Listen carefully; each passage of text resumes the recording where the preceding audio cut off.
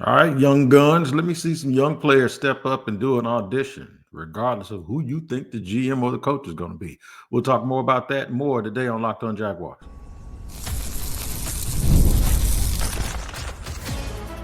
You are Locked On Jaguars, your daily Jacksonville Jaguars podcast. Part of the Locked On Podcast Network, your team every day. That is right. It is your team every day on here on Locked On Jaguars. We thank you for making us your first listen. Reminding you, we are free to subscribe to wherever you get your podcast. Make sure you tap in so you do not miss an episode each and every day. You can start the season with a big return on FanDuel. New customers can place a $5 bet and you'll get started with $150 in bonus bets if you win your first $5 bet. Visit FanDuel.com to get started.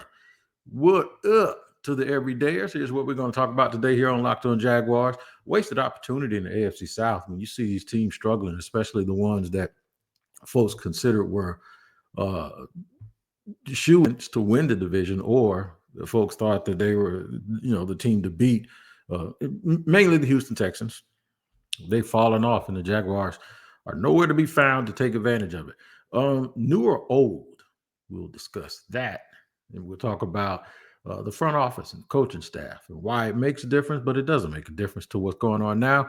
And that'll lead us to the top of the show, where we'll start right now with young players auditioning. There's a group of young guys that have a chance to really, really show what they can do to be a part of this team moving forward. And some of them are younger in like their first contracts here. Other people are, a couple of them are guys that were brought in, or one of them in particular was a guy that was brought in who hasn't shown very much. But whether or not the Jaguars make a change, and of course we're all sitting here thinking that that's what they're going to do, make a change. But whether they do or not, you have to, for the next 5 games, or 6 games, if you're on this team, you have to figure out a way to go out and get it done and try to show and put out good tape. Now, is that going to help in terms of is that going to help get your contract extension before the end of the year? No, because the current GM, Trent Baalke, doesn't do that. And then if they're sitting here thinking that they're going to make a change or whatever, it wouldn't make much sense to even allow anyone to do anything in terms of an extension or anything else. So here's what the Jaguars have for the rest of the season. Sunday, a couple of days after Turkey Day, which come up later on this week, next Sunday, they will have a home game against Houston. Houston is reeling. They're not playing the way they wanted to play or the way they thought they could play. And then they lost to the Titans yesterday. That's what we'll talk about in segment 3. After that, you go to the Titans a week later on December 8th. The Jaguars travel to Tennessee. It's not a winnable – well, it's not necessarily a guaranteed winnable game. Of course, at some point, I don't think many Jaguar fans care if they win or not. Titans fans seem to care. But then they're home against the New York Jets, which is a serious hot mess in New York. The Jets have a very, very capable defense and a lot of capable players on offense. And Aaron Rodgers can still be Aaron Rodgers every now and then. We just don't know who's going to show up by that point. We won't even know what's going on. They fired their coach and they fired their GM, and they're a mess. Then a couple of days before Christmas, the team travels out to Las Vegas. They come back, and then they're home against the Titans, and of course, they close on the road against the Colts. Now, I don't think Houston is still the division right now, winning the division. The Colts may have gotten to the point by that time that they decided that they're not going to make the playoffs, but maybe they're still trying, and they're still trying to run a young guy out on the field, and Anthony Richardson, and hopefully he can show them something before the end of the year. But the point is there'll be an opportunity. There are opportunities for young players to audition in those games. I don't know if the team they're not thinking the way fans are thinking. And I'm being real deliberate with the way that I say this. you want them to win, but you kind of don't want them to win, right? I mean, you want them to play well. That's why I'm focusing on the young guys, because the young guys need to play well. If you're a young cat, you need good tape. You need to show a team, even if it's not the Jaguars, why they need to make you a part of their plans or make you a part of their evaluation process in the offseason. And even with the Jag fans, whoever a new GM is probably going to come in and he's going to look at those last few games. He's going to try to find those young guys. He's going to say, who's playing? Who quit? Let me see what kind of character you have. And it doesn't mean that's where a new person would be looking for starters, or that's where, but that's a part of the process. You need to evaluate, okay, these guys didn't play well. They didn't play well under that administration. What do we have? And I know people always say that sounds like a cliche when someone says you need to see what you have. They kind of do need to see what they have. And the only way they're going to be able to evaluate that if they're new people from a coaching standpoint or from a GM standpoint or a player personnel standpoint, they're going to look at tape, and the tape is all they'll go on because they don't know you. They haven't been around you. They don't know what the reason is as to why you weren't playing well. And some people think that when you hire new people, the goal is for them to come in and figure out why you weren't losing. That's not their job at all. Their goal is to come in and see how you can win. You feel me? It's like the goal of the running back is to protect the football, not to not fumble the football. Some people may think that's the same thing, but it's not. Whoever comes in here, they're going to be looking for things that they can view as tangible, and they want to take with them on this journey to hopefully get the Jaguars better. They're going to look at contracts, and I'm going to tell you right now, guys on their first contract or guys coming off of their first contract, those are the dudes that they want to see. Especially if you're coming off your first contract and you haven't really lived up to something. Well, they're going to see if they can help you get there. And they're going to see if there's enough there for them to maybe give you a little extension, maybe keep you around, maybe keep you developing a little bit more. Like, for instance, Walker Little is one of those people. If you're Walker Little, you know that offensive tackles in this league, especially that can play left tackle, they're a premium. They're not just walking around. You know what I mean? They're not just out there, especially guys that are 25, 26, 27 years old. There's a lot of big people that qualify to be left tackles in the National Football League. And when you get one, you give them, it's like a left-handed pitcher in baseball. You give them every chance and every opportunity to prove that they can get it done or that they can't get it done. Walker Little will have a market for him next year because there are a whole bunch of people that knew him before he got drafted by Jacksonville that probably had a little bit of a book on him.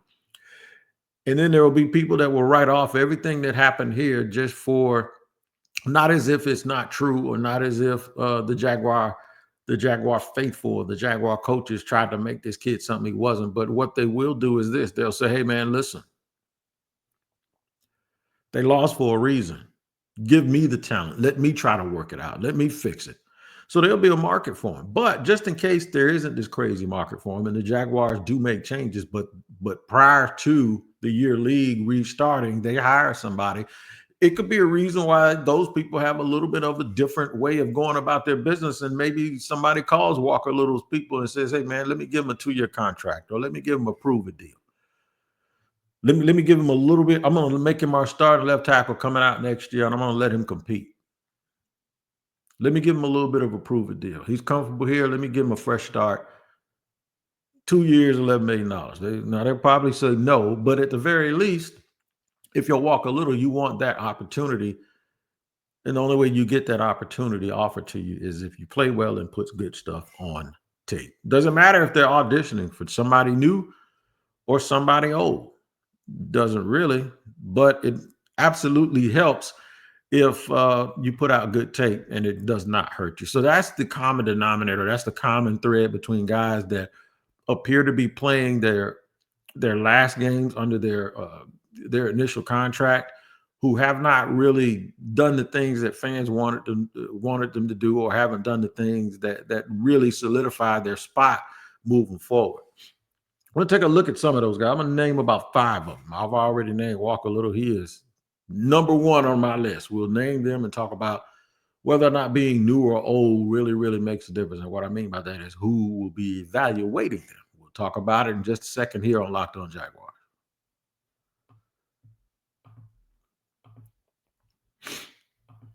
Today's show is brought to you and sponsored by Hillsdale College. Time is our most precious commodity, so don't waste it scrolling through the same mind-numbing content for hours and hours. How can you spend it wisely to improve yourself? History, economics, the great wall, works of literature, the meanings of the U.S. Constitution. Did you study these things in school? Probably not. You might have been playing around in the back like me. But even if you did, maybe it's time for a little bit of a refresher. All of Hillsdale College's courses are self-paced so that you can start whenever and tune in wherever. Plus, you can go deeper with readings, quizzes, discussions, or just enjoy the lectures. Our sponsor, Hillsdale College, is offering more than 40 free, that's right, free online courses. Go right now to hillsdale.edu to enroll. There's no cost, and it's easy to get started. That's right, hillsdale.edu/locked on to register. hillsdale.edu/locked on. Today's show is also sponsored and brought to you by Prize Picks. Man, I hope y'all winning. I really hope you guys are getting paid because Prize Picks is the best place to get real money on sports action. With over 10 million members and billions of dollars in awarded winnings, Prize Picks has made daily fantasy sports accessible to all. You just pick more or less on at least two players for a shot at winning 100 times your cash. Run your game all season on Prize Picks. Here's what you do, man. You go and download the Prize Picks app. That's right. And then you'll see something called Thanksgiving Free Square. Tyreek Hill only needs to receive a half a receiving yard for the projection to hit. If you're correct on at least one more stat projection, you can get some real cash. Download the app today and use the code LOCKEDONNFL to get $50 instantly after you play your first $5 lineup. I'll say it again. Locked On NFL is the code, and you'll get $50 instantly after you play your first $5 lineup with Prize Picks. Because at Prize Picks, what you need to do, man, you better run your game.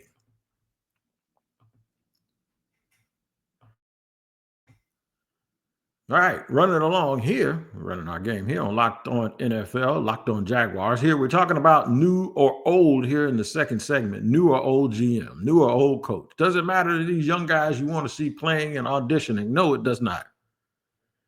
I got to ask y'all, do y'all really want them to win? Or do you want them to compete? Do you want the young guys to show you what time it is? And we don't know if Trevor Lawrence is going to play this week or not. He might. But he might not. I think the only way to have a chance to beat Houston this week is if Trevor plays, right? Whether he plays or not, there are some people you do want to see have a good game. I mentioned Walker Little being one of those guys already. And it would be nice of him to have a string some really good games down the stretch so that, maybe whoever comes in here can go, you know what, man, we want to keep you. We want to keep you. Up to this point, he hasn't really shown that much, but at least over the last couple of weeks, he hasn't had these a whole bunch of pressures. I'm sure if you break the film down, you'll see a lot of things you probably don't like, but it's okay to not acknowledge the fact that maybe there's also been some improvement on his part. And I think that that's a credit to him and his continued work. But the fact that it took 4 years and he hasn't really had anything more than some nagging injuries, it kind of tells you that if you haven't seen it from a championship standpoint, you probably won't see it. But he's still good enough to be a swing guy on your football team. And maybe if he's comfortable here and maybe he likes Jacksonville and wants to continue to develop, and you can sell him on the fact that he'll have a different coach that may be able to extract the best out of him and get him a bigger bite at the apple in free agency in a couple of years, you might be able to convince him of that.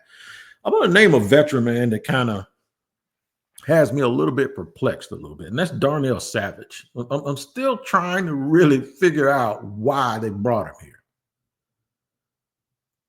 You see that he was replaced with Xavier McKinney in New York. Now, McKinney cost, in Green Bay, but McKinney cost them a whole bunch more money than Darnell Savage cost the Jaguars. He's a much better player, too, because he's probably going to end up an all-pro. Do you keep him? Do you investigate the cap space or the dead cap? Has he done enough for you to go, okay, that's our guy? Or is he going to be yet another thing that you come here and go, I don't know what Trent was thinking, but we ain't going to do that? There's a chance that both of those things could be true. It depends on who they bring in and what those people feel about Darnell Savage as a player. if they did it, if I had my druthers, they'd be bringing in a guy that's probably super familiar with him from the division, maybe even two players, and they're two people, GM and coach. So obviously, if they don't make changes, Darnell Savage is going to stay. Doug Peterson talked a lot about Darnell Savage in the preseason as the one, like he sounded like Savage was the toughest guy on the team. That's really weird when you can go out and get a free agent who you haven't even been around and you already anoint him as the resident tough guy on the team. Like, what were you doing the whole 3 other years you were here, dude, or the 2.5 years you were here, and y'all don't have nobody tougher than a 5'11", 200-pound safety? But maybe that, you just start thinking stuff like that. You're saying, okay, maybe that's part of the problem. But I don't know if Darnell Savage has moved the needle enough for me to go, oh, yeah, we need him to stick around, for the future. Chad Moma's another one of those dudes. He's a veteran, a guy that Jaguars picked in the 3rd round in 2021. He's coming into the last year of his deal. I'm not saying cut him, but what I'm asking is, okay, is there some value for him around the league? Maybe he fits in somewhere else. And he's not going to turn into that Bond kid all of a sudden from Philadelphia, who is like in the last year of his baby deal, and all of a sudden he's just doing things that we haven't seen him do. I mean, Philly had linebackers already on their team that were pretty good when they were fishing for other people's linebackers. Now Bond and Kobe Dean are playing lights out under Vic Fangio, and that is the case. That is something that you need to really pay attention to, because now all of a sudden under Fangio those guys could play, whereas before Fangio got there, everyone says they need linebackers. Philly, the linebackers are hurt. That might be one of the strengths of their team right now. Coaching matters. Coaching absolutely matters. Remember, Philly didn't have no safeties. Then they drafted 2 of them, and then they changed defense coordinators. Now they got safeties all over the place.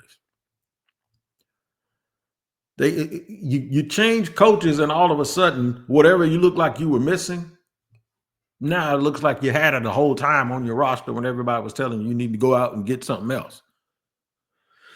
Maybe that could happen here. Jordan Jefferson is another player that I'll mention that is someone I would be interested to see down the stretch play really, really well. Mason Smith's going to be here. He's a 2nd-round pick. I hope it works out with him too, but I would include him as another dude on the list that you hope. I'll give him a little bit of a mulligan because people say he had these nagging injuries. But he hasn't been on injury reserve, but he's had these nagging injuries. We'll have to see. They were bragging a lot about him early in the year, and now folks are looking at him like he's on a milk carton. Brenton Strange. And I know everybody was like, what are you talking about, Wig? They rave about Brenton Strange. Of course they rave about Brenton Strange. They picked him. Has he been that much of a difference maker? He's been better. He's been improved along with Tank Bigsby. But Tank Bigsby has really, really, really knock the doubt right out of your mind that he can't be a real good football player in this league. He's knocked the doubt right out of your mind. I don't know if Brenton Strange has knocked the doubt out of my mind about that yet. I mean, he's an NFL player, but is he good enough to be an every down dual threat tight end for this football team to make a real difference? Can he be Tucker Kraft, by the way, who was chosen in the same draft as him and a little bit later? Can he do that? I don't know. Maybe with the new offense and new responsibilities he can, but Tucker Kraft's a real good player. I'm going to always think about guys that got drafted with a dude and then turned out to be better, especially if they got picked late. So that's 4 dudes. Monteric Brown, Buster Brown. The Jaguars are going to be in the market for a corner, whether it's in the draft or free agency. I think it'll be probably more of a draft, because I don't think teams really want to get into the point where they're paying 2 guys real big contracts, and that's what will happen if they went out and signed somebody like Charvarius Ward or something like that. They're going to end up getting 2 dudes on their team that they're paying a lot of money at those positions.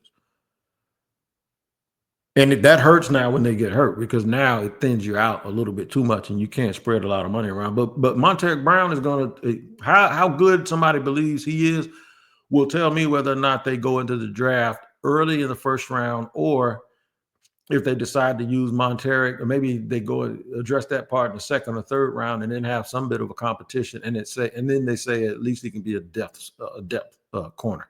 But if you don't think he can do that, then they probably go full bore and get more than one player at that position, because I mean, it would just make sense. You have to improve your secondary.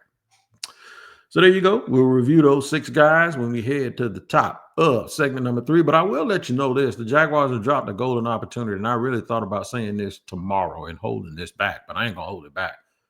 I think this opportunity missed here when you talk about this division, because it seems like nobody wants to win it. This division right now is crazy. The AFC South. It's wild to me that in a down year like this, the Jacksonville Jaguars, they're 2-9. And then you go shoulda, woulda, coulda, because now Houston if the Colts can find a way, I don't even know if they play them down the stretch. I'll have to look and see. But Houston's 7-5, man. Jaguars beat them this week. They're 7-6. To me, if you're 2-9 and you're not mathematically eliminated from winning the division, that kind of tells me that it's an opportunity missed and an opportunity blown. And I'll talk about that and more as we continue here, the third and final segment of Locked On Jaguars. I'm going to let you know about our sponsor for today, which is our friends over at FanDuel. Get yourself ready to tackle the NFL action with FanDuel, America's #1 sportsbook, because right now, new customers can bet $5 and get $150 in bonus bets if you win.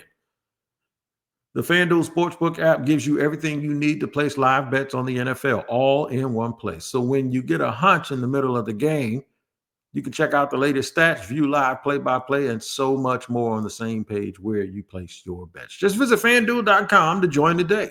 You'll get started with $150 in bonus bets.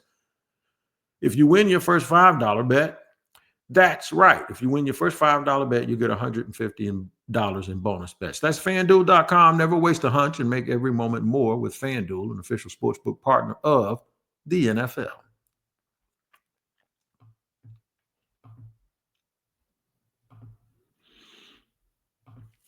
All right, we're moving along here, talking about young players auditioning. New or old GM, doesn't matter who those guys are going to play for and who they're actually auditioning for. And now an opportunity in the AFC South that should have been but no longer existed. The Jaguars are 2-9, but however, I don't think they're mathematically manipulated. They're mathematically eliminated yet, because they're only 5 games behind the Houston Texans. If they can beat them this week, there'll be 4 games with 5 games left. And then the Jaguars play 4 division games out of their last 5 games. I know I said 4 and 5 a lot here, but the Jaguars could literally beat everybody and end up 8-9. And somehow, if all of those other teams kind of beat on each other and fall down, the Jaguars can get rid of them because they play them twice. The Titans are 3-8. Beat them twice, the Titans have 10 losses. If you're Jacksonville and you win out and you go 8-9, they're gone. They play the Colts. That's the scary one, that they could probably end up tied with the Colts. But here's the thing. If Houston wins 1 more game and they don't win any more after that, and then the Colts win 3 more and don't win any more after that, and the Jaguars win out, and we don't care what happens to the Titans, you can see a bunch of people sitting there at 8-9, and then you'd have to go through these playoff scenarios to see what happens, to see who wins the division. I know it sounds crazy, but the fact that it sounds so crazy is why I'm saying it. And that's because the Jaguars blew an opportunity. They blew an opportunity to be kings of the AFC South, because we all didn't know that Houston would have injuries, and then we all didn't know that Houston's offensive line would forget how to play football, and that we didn't know that C.J. Stroud and all of his wild quotes and podcasting and all of that's going to come back and bite him in the butt, because he's not looking like the next coming of whoever they thought he was going to be. And it just makes you go, man, the leader of this division is 7-5. All we had to do was be a little bit competent. All we had to do was be a little bit better. All we had to do was win 4 out of those 6 games that we lost by 5 points or less. And we could have 6 wins right now with Houston coming in here. Yeah. You see how close it is? Yeah, 6 wins right now with Houston coming up in here, and have a real good chance of beating. You can be 6-5 and have a chance to beat Houston and get to 7-5 this weekend if you're Jacksonville. But if and buts were candy and nuts, or if was a fifth, we'd all be drunk and all of this stuff, right? It's true. Really, really blew an opportunity if you're Jacksonville. Really want to kick yourself, man, because nobody's run away with this division. You're still in it at 2-9, which means that if you were 6-5, if you were if you were 5-6, you would see that you're a game back. Or maybe a game and a half back, but you get my point because Houston hasn't gone on their bye. You would know that you would feel like you would have a shot. And this is why I hate throwing away games. This is why I hate losing games to teams that you're supposed to beat. And this is why when you have a game in your grips, you don't let it go, because now I can think back to 3 games and I was like, man, they were just that close. They could have been 5-6. And Houston sitting here at 7-5 and coming in here this weekend. And this could have been a post-Thanksgiving celebration if the Jaguars go out and whoop Houston this weekend. This is why I hate having regrets. This is why they should be kicking themselves down there, because of some of the games that they lost. I mean, it makes you sick, doesn't it? You ain't sick to your stomach yet when you think about this stuff? You almost got to be, especially when you look back. The Vikings game could have been won. I know Trevor wasn't there. The Bears game where they went and laid an egg and played like crap. That Cleveland game and that Miami game. It's really the Miami game, the Cleveland game. The Chicago Bears, even though they got beat by 19, they should have lost to them. This team has only beaten the Colts and the Patriots. The Packers game was tight. The Eagles game was tight. The Vikings game was tight, and that's against 3 real good teams. Maybe if they could beat Minnesota. I don't know, man. I just feel like the Jaguars kind of blew a golden opportunity. Some of y'all might say, okay, nah, we're glad they blew it because it would have been fool's gold and would have been further proof that they would have kept everybody around, especially the Jaguars. Even if they'd went 8-9, they ain't firing everybody. And so some people may say, Wig, no, let it happen. That's the only way we're going to reboot this thing and get it started. But maybe it's a lesson learned here. A lesson learned is you think those games early don't mean anything, and those games absolutely mean a whole bunch. I thought they learned that last year when they went into the last game of the season, tied with the Tennessee Titans yet again. And they found a way to lose this time instead of win. Oh, well, we'll just have to get it figured out. Let's just see what Doug Peterson and the crew have to say about it this week. We'll continue to vet all of that and give you more as we head towards Thanksgiving and this game this weekend. Until then, you guys take care of each other. Make sure, thank you for tapping into Locked On Jaguars. Check out Locked On NFL twice a day. Tyler Rowland in the morning and me in the barbershop in the afternoon. Using the local experts to give you everything you can handle from the National Football League. Take care of each other and we'll do the same.